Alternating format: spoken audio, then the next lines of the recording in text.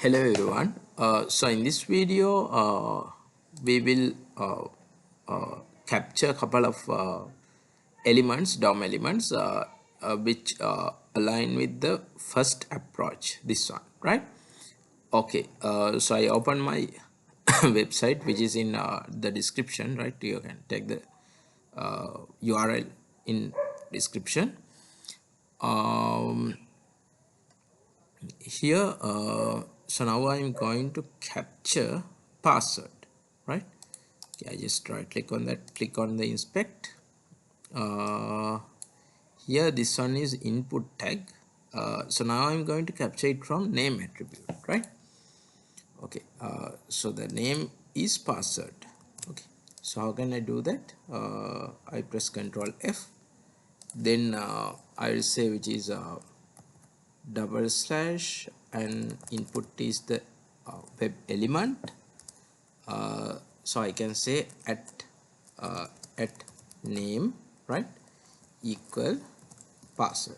Okay, now you can see one of one means this specific XPath only returns one DOM element.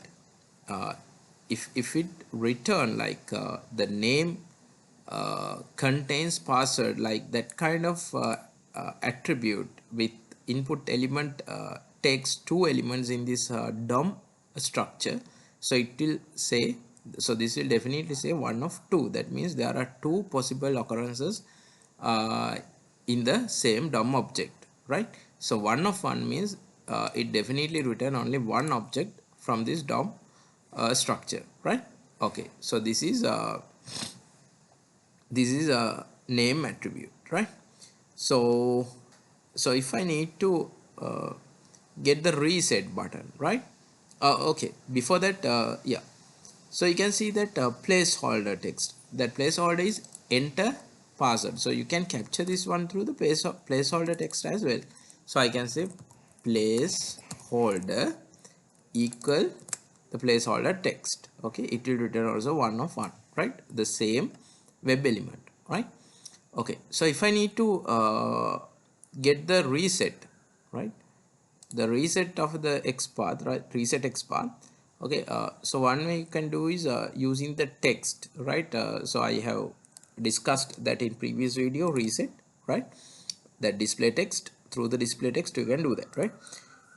The other way is so you can see that something called test ID, right? Test ID, data test ID. So you can say like data reset form, right?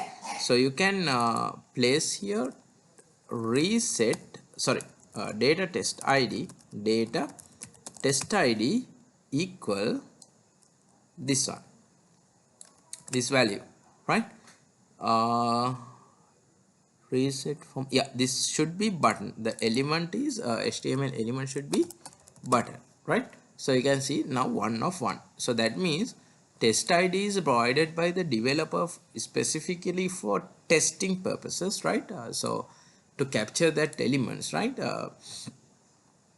So if your developer, if your development team define this kind of data hash thing, right, sorry, data dash thing, like data test ID or something, right, then you can use and it will so if you can guarantee that will never change, right, so it's better to use that data test ID or whatever the thing, that is specific attribute which is provided by the developer for testing purposes, right? So then you can go with these kind of things, right? Okay.